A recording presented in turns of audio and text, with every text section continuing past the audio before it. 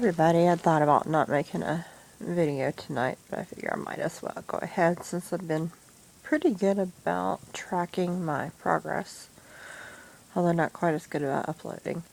Let's say Monday, yesterday, I had my 12th ECT treatment, my 6th bilateral, and I know I haven't uploaded the last video yet, but it's just a real quick one. But like on Friday, my seizure was only 10 seconds, and that day is when I'd asked my doctor if, you know,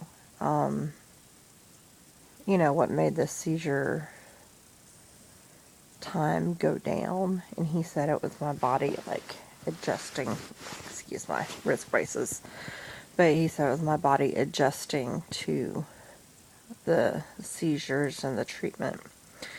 And so yesterday they did something different. He had said that he was going to change the anesthesia, or was thinking about it. And so to lower the seizure threshold to be able to induce a longer one, they added in ketamine.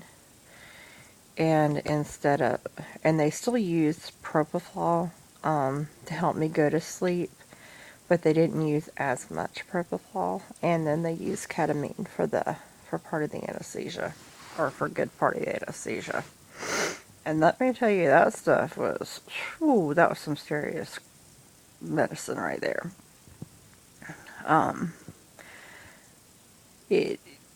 From what I understand about it, it's actually like a horse tranquilizer, and I'll say it's some of the strangest stuff I think I have ever had in my life. I did have a 31-second seizure, which was a good thing. I do have to go tomorrow morning at 6 a.m. for my 13th. But I did have a longer seizure, and ketamine is also supposed to be really good for depression, and they've actually been working with it at a lot of, like, researching it for depression. So it's kind of twofold in the fact that it decreases the seizure threshold, and then on top of that, it's supposed to help alleviate some of the depression, I believe. I mean, that's what I understand. But I don't think they use it real often, and they don't use it for everybody. I think I've just been a really tough case because this depression's been so severe and going on so long. But when I woke up, I thought I had dreamed everything pretty much. And then they were shaking me, calling out my name, trying to get me to wake up. It was like I would open my eyes a little bit and then just close them again. And any time my head moved, it was like, okay, somebody please stop, make the world moving. I didn't say that, I don't think, but it was just crazy. And then, like, they helped me, the nurse and the tech helped me sit up on the stretcher, and then I fell over. And then they actually sat the back of the stretcher up, and it was like my head just flopped over, and they finally helped me get into the wheelchair so they could take me to the recovery room. And it wasn't it wasn't a very far distance, but my head was either flopping forward or flopping backwards. I was like, I had no control over my head movement whatsoever. And then it was like I kept fighting, trying to wake up. And once I did finally wake up enough, I did drink some of my Coke because I was hoping maybe the caffeine would help. But it was like every time I tried to move my head again, even after it was like, okay, please stop moving. When it was finally time for me to go, they actually got my jacket and my purse for me because there was no way I could walk over there by myself and get it. And I actually hung on to the nurse's arm who walked me out to the car, and they helped me get in and made sure I fastened my seatbelt and all that. But my husband said 3 times, and I don't remember this. He said that 3 times before we even left the parking lot of the hospital, I told him I wanted a donut.